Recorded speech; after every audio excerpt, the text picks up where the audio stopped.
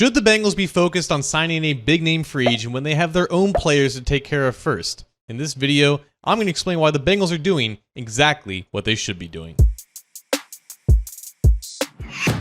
Hi again, Bengals fans. John Sheeran of A to Z Sports Cincinnati here, and despite training camp already starting for the Bengals, they do not seem to be done tweaking to the roster because on Thursday, they hosted free agent tight end Noah Fant for a visit. Now let's just cover our bases here, because if the Bengals were able to sign Noah Fant, then they were able to sign him before he went on any other free agent visits that he had scheduled up, because apparently that is the plan for him. He's going to visit the Bengals first, and he's going to see what other teams have to offer as well. But the Bengals do have a good chance of persuading Fant to go ahead and sign with them before visiting any other team, because they have a great quarterback in Joe Burrow, they have a great offensive ecosystem around him, and more importantly, they have a history of tight ends playing on one-year deals or playing in contract years, balling out, and then hitting the open market a year later and cashing in. This happened with CJ Uzomah, it happened with Hayden Hurst, and then it happened last year with Mike Gesicki, only the difference is Gesicki re-signed with the Bengals on a really good deal. And obviously the best way to make sure that he doesn't leave the building is to give him an offer that entices him enough to stay. And there's a good chance that that doesn't happen because this is the Bengals. So whether or not Fant does sign or he doesn't sign, that's not necessarily the point of this video. Because I don't know if you guys have been following the news lately,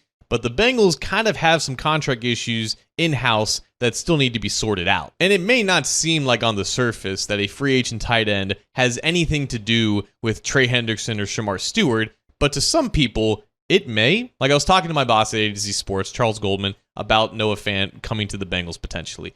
And he basically asked me, I know it's not related at all, but does it send a bad message to the rest of the team that they have these major issues with Hendrickson and Stewart, and they still need to sort them out, but they're going after a big-name free agent on the other side of the ball? And I thought about it, and I told him, not really, because they're not really related, right? Like, the offense cares about the offense, the defense cares about the defense, and distractions in the locker room are really dependent upon what impacts you personally. Like us in the media, we love to run with drama, specifically with contracts. Like, I've made so much content off of Shemar Stewart and Trey Hendrickson and their issues with the Bengals because it's just a yearly thing with this franchise at this point. But when it comes to the team and its players, they care about their jobs, right? They obviously want others around them to be locked in and to be focused, because the more that the teammates around them can do their jobs, the more that they can do their jobs as well. And I think the NFL is a very special league in the sense that the wheels just keep turning, right? It's a very harsh and cutthroat business, specifically with contracts, because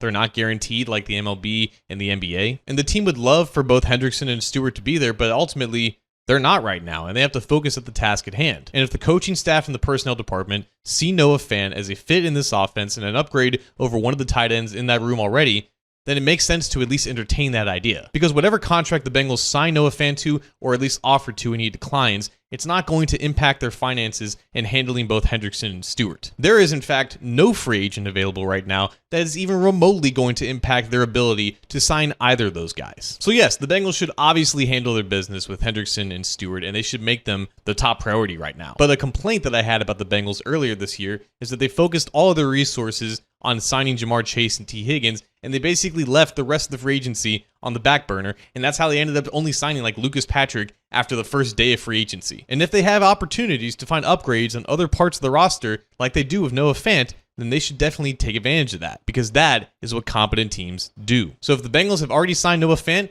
then congrats, the Bengals got better. If not, then I'm sure Noah Fant found a better opportunity for himself. But the Bengals are definitely not in the position where they can just sit on their hands until September 7th rolls around. And even if they have two glaring contract problems on their own team right now, the NFL doesn't stop for anyone, and it's good the Bengals know that.